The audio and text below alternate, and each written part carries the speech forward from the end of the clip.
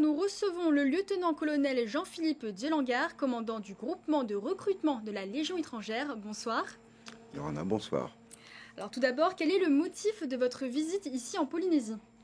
Alors le motif, il est assez large. D'abord, je suis venu contrôler mes équipes, puisque je dispose d'une dizaine d'équipes en France métropolitaine et outre-mer qui s'occupent du recrutement tous les jours de la semaine et tout le long de l'année.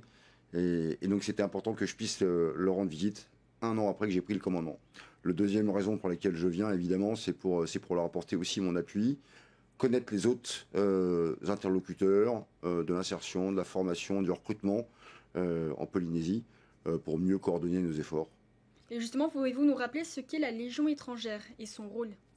Alors la Légion étrangère est une formation qui appartient à l'armée de terre, environ 9000 hommes, un peu moins de 10% en fait des effectifs de l'armée de terre. Et l'armée de terre, en fait, la Légion étrangère, pardon, au sein de l'armée de terre, accomplit exactement les mêmes missions que les autres formations.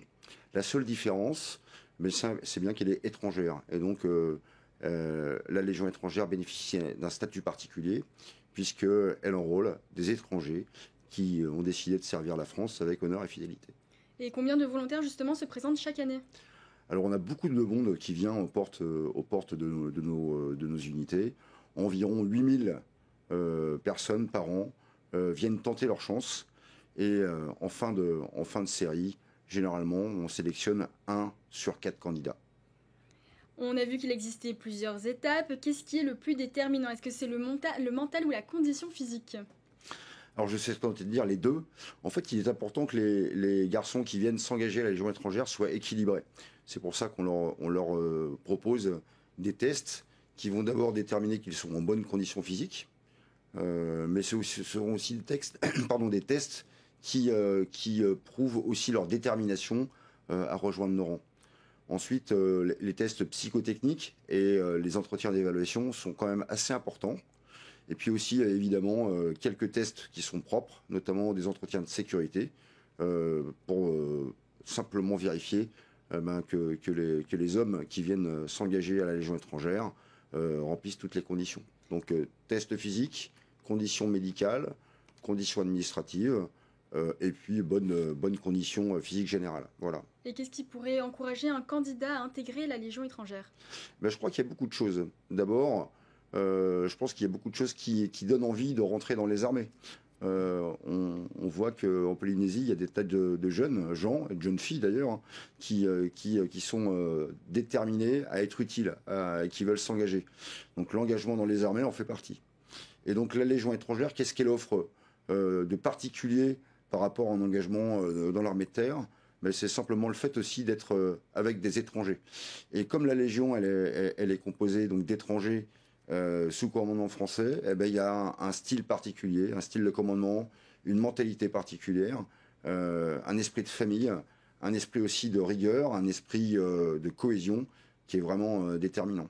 Donc on retrouve là un peu l'esprit Taoé que vous connaissez bien, qui est un esprit d'unité sous le drapeau français avec 150 nationalités. Et c'est une promesse au moins d'une belle aventure humaine. Et une fois incorporé, qu'est-ce qui attend le jeune légionnaire? Alors déjà, le jeune légionnaire, il va mettre une quinzaine de jours de sélection. Et donc il va arriver à Castellodari, dans l'Aude. Et là, il va rentrer sur une période d'instruction de 4 mois. Et dans ces 4 mois, il y aura 2 mois de formation en ferme. Qu'est-ce qu'il apprendra? Les rudiments du métier militaire. Porter correctement sa tenue militaire, marcher au pas, utiliser son arme, et surtout apprendre les rudiments de l'entrée de Légion. Le point particulier, comme j'ai dit tout à l'heure, c'est comme on a beaucoup de nationalités différentes et que la Légion est une unité française, il faut apprendre le français. C'est là que c'est important d'avoir des jeunes gens qui participent justement eux-mêmes à l'apprentissage du français de leurs camarades étrangers. Et aujourd'hui, beaucoup de Polynésiens s'inquiètent de l'entrée de la France dans la guerre russo-ukrainienne. La Légion est souvent appelée à être en première ligne. Est-ce que vous comprenez ces craintes? Alors, je ne vais pas vous brosser un tableau stratégique parce que je ne suis pas du tout fondé à parler de ça. C'est pas mon métier. En revanche, je peux vous dire deux choses. La première, effectivement, c'est que le monde va pas très bien. Enfin, tout le monde on le voit suffisamment en ouvrant la télévision. Et nous, on pense que pour répondre aux crises qui viennent ou qui viendront, bon, de toute façon, il faut des jeunes gens, des jeunes filles qui sont déterminés à être utiles pour la société. Et donc, quand on veut s'engager, quand on veut s'engager dans les armées, c'est qu'on est déjà prêt un jour, s'il le faut, en cas de besoin, à utiliser la force pour défendre les Français, pour défendre la France, ses intérêts.